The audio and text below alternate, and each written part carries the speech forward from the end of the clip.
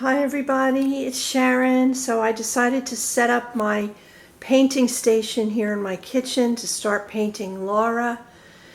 And I am not feeling well today, but I'm going to give it a shot. Discovering I can't eat hot dogs, even if they say no nitrates, because I get headaches. I woke up at 4:30 this morning with dizziness and a migraine. So I'm treating it and can't really do much, so I thought maybe I could do some painting. So I'm going to show you what I brought out with me today. Now these are all my brushes, but I won't be using any of these for the initial painting. And I do have some Prisma pencils and my little glass of juice here, which I will not be using, but I always keep paper towels handy. This is the distilled water that you mix with the acrylics.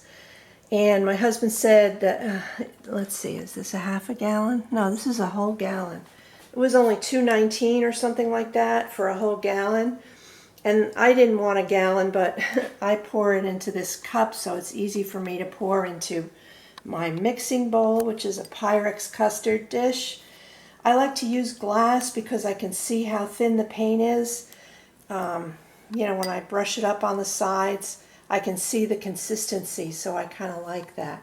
So these are all the brushes that I'm going to be using today. And when I start, I'm never sure which one I'm going to use to paint the paint on the doll and then use my cosmetic wedge to blend it in. Sometimes I use this great big one, and sometimes I use the 1/2-inch mop brush, but then I use these to blend the paint into the creases. And I bought these because they have the pointy rounded tips, and I thought they might come in handy. Here's my cosmetic wedge and my stir sticks. I know I have some open somewhere. I'm going to look for those before I open this new bag here. My toothpicks to get off any dust or debris before it dries onto the vinyl. Remember, air dry paints dry extremely fast, so you have to work kind of fast. And I use Glad cling wrap to cover up the bowl when I'm done, because I'll be using it the next day. And coming around, here's my tripod. Coming around to this side, I've got my my spotlight, which allows me to see every little detail. And there's the little kit Laura. I've got my timer here. It's just a kitchen timer because I don't want myself to work more than a half hour at a time. I'll pay for it if I do. And it's hard for me to stop once I start. And here's the colors that I'm going to start with to make this the first skin tone. The warm beige mixed with this beautiful light pink color that I love. Let's see. Mixed with maybe a little bit of that wild berry color and maybe some of the little purple color. Excuse me. I'm someone who enjoys a doll with purple undertones more than orange undertones or green or yellow or brown undertones. I enjoy a doll that's been painted with purple undertones. That's just my personal preference.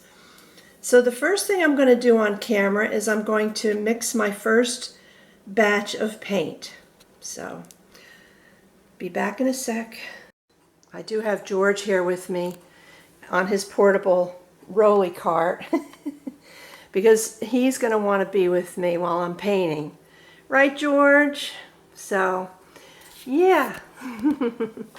And I have to figure out how to get his beak clipped. They said don't do it yourself because you could really do some damage. So I don't know what I'm going to do, but George will be hanging out here with us. Another thing before I get started, I think I told you guys that I got this cranberry wine color hoping that it would be like my favorite Black Cherry by Ceram Coat. And it's not. It's a lot lighter, but I think it'll be okay. If not, I'll go with the old one. So I'm trying to get the best vantage point possible for you guys on my painting table here so that you can see exactly how I mix my colors. I am still in my PJs. Yeah, so I am not wanting to get on camera at all. So, okay, here we go. So I am going to pour some of this distilled water into my custard bowl. And then I'm going to put the magic ingredient, the Folk Art varnish, matte varnish, shaking it up really, really good.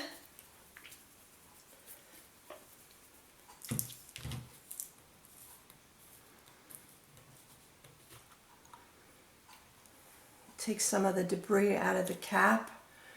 That's why I have a paper towel here handy. And some of the debris from around the cap. And I'm going to just give it one more shake. Because you want the thick stuff to go in. So I'm going to show you how much I put in.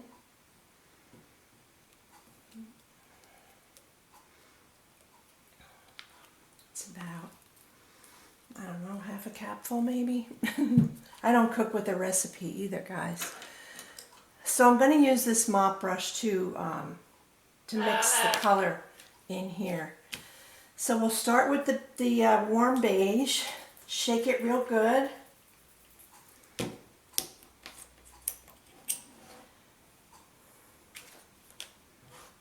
Take some debris off the cap. There's always a bubble. And pour some of this in here.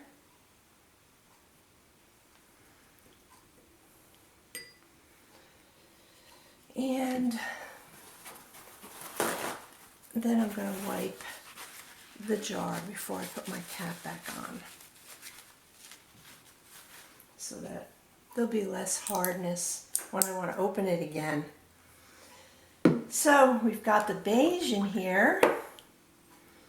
You notice how watery it is, and I do that on purpose. I haven't painted a complete Reborn doll since Evie, and I used Genesis, so it's been a long time since I've done a completed baby from start to finish with acrylics. And I don't want to have too thick of a paint. I'd rather have too thin of a paint and go over it rather than have too thick. So yeah, I'm starting pretty much brand new again. So you can't ruin anything though, guys. So this is that pretty pink. So I'm just gonna wipe off my brush, take some from the cap like that, and mix that in there and see what we get. We should get a nicer, warmer, pinker color, so that you're starting with a little bit more color than what the vinyl currently, the virgin vinyl currently is. Sorry about my throat. It's just raspy today, but it's about time I started doing this again. I'm excited about it, actually. Been wanting to get her done forever and ever, because so I'm seeing some paint stuck to the brush. I'm just gonna do this to get it out of there.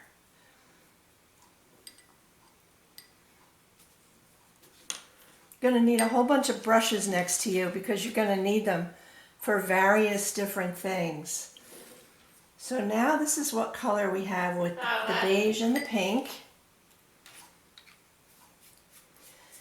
And I don't think I'm going to put any of this in yet. We'll abandon that idea because I'm going to put some purple in there. Very little. And I use a mat that I don't care about because I don't want my new kitchen placemats to get paint on them. So I use one of these old chicken mats. So again, I'm going to take some out of the cap. Maybe that much. We'll see if we get a purple tone at all.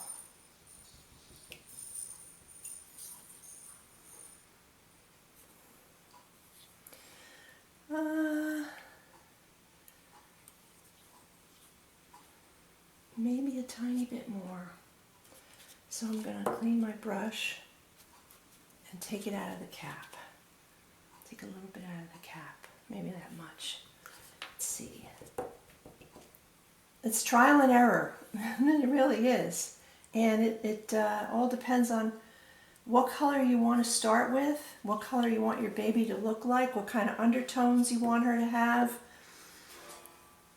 And I think I'm going to stick with this one right here.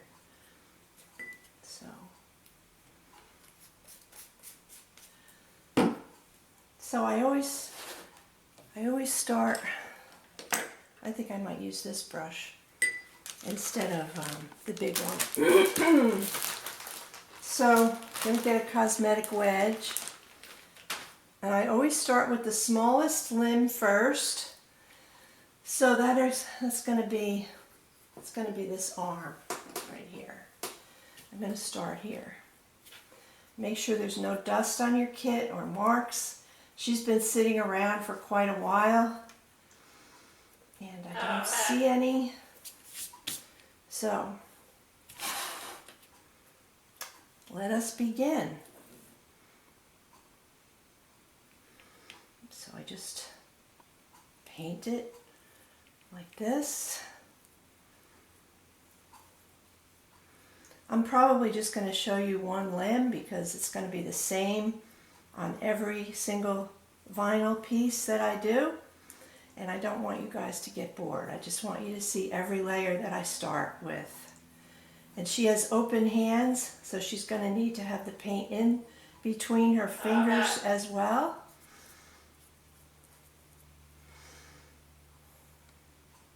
I hope you're able to see everything. I'm not a professional photographer, but I seem to have gotten by with it for all these years.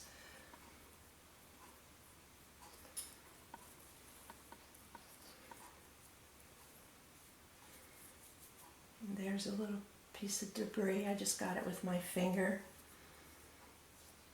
Nobody lives in a dust-free house, right guys? At least I don't. Especially here in Florida, it seems to be dustier than New Jersey. Never figured that out. Completely figured that out.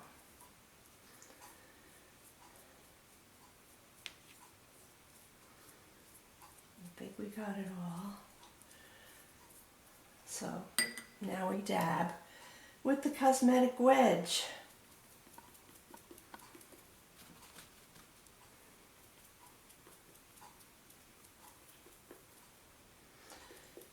This is hard for me to hold because I have arthritis in my hands, and even though this kit is a smaller kit, after a while your fingers and wrist get tired from holding up the vinyl piece when you're as old as I am.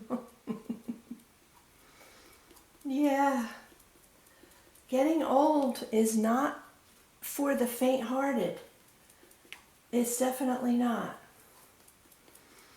But, you know, what choice do you have, right, guys? You don't. You don't have a choice. You get older, you gotta hope that I'm gonna raise this up a little bit. It's very hot, so that I can get under it a little better. Yeah. If I sound a little down, it's because, like I said, I had I woke up at 4:30 with a dizzy spell. I turned from one side to the other, and I got dizzy, and then I got a bad headache. On a scale of 1 to 10, it was a 10. Yeah, it was. You see why I need this light? Because it shows every little thing. You want it to blend completely even all over the vinyl. You don't want to leave any spots that have debris or are still shiny, like being wet. Take the corner of my cosmetic wedge to go in here.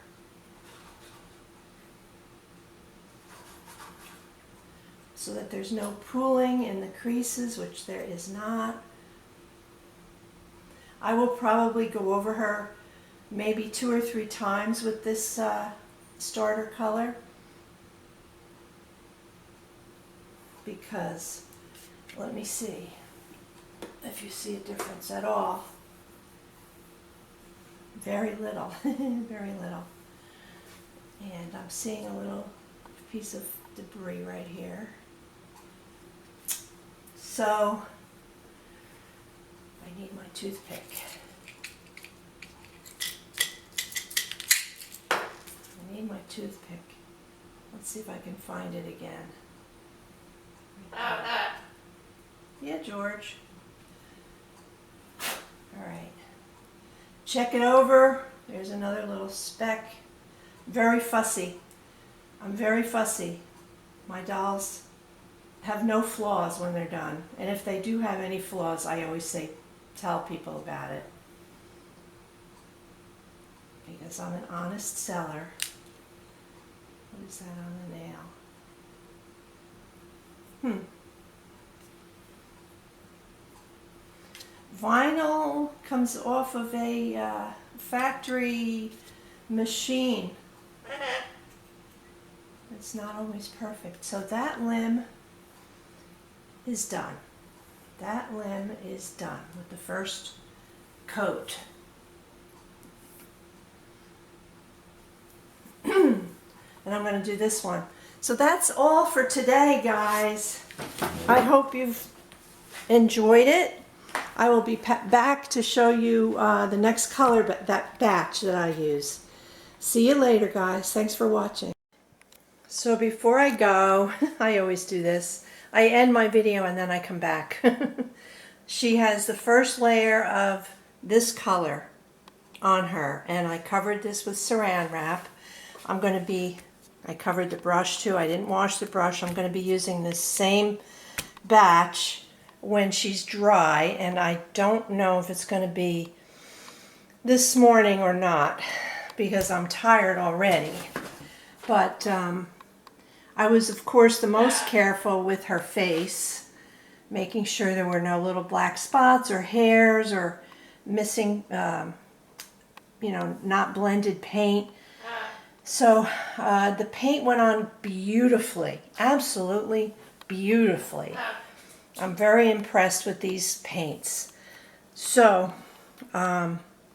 once again, these are the colors that I mixed for this, getting this right here.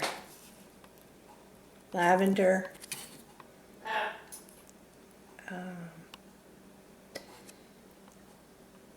vintage tea rose, and warm beige.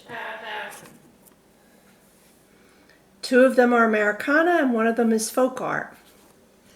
So I probably will do 1 or 2 more layers of this color on her, and then I will begin my my veining and my creasing and blushing and add a color to this batch. And that color will either be wild berry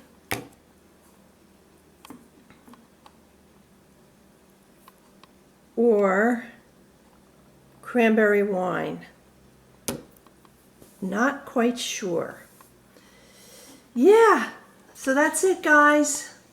I probably won't be doing any more filming until I get to the next color.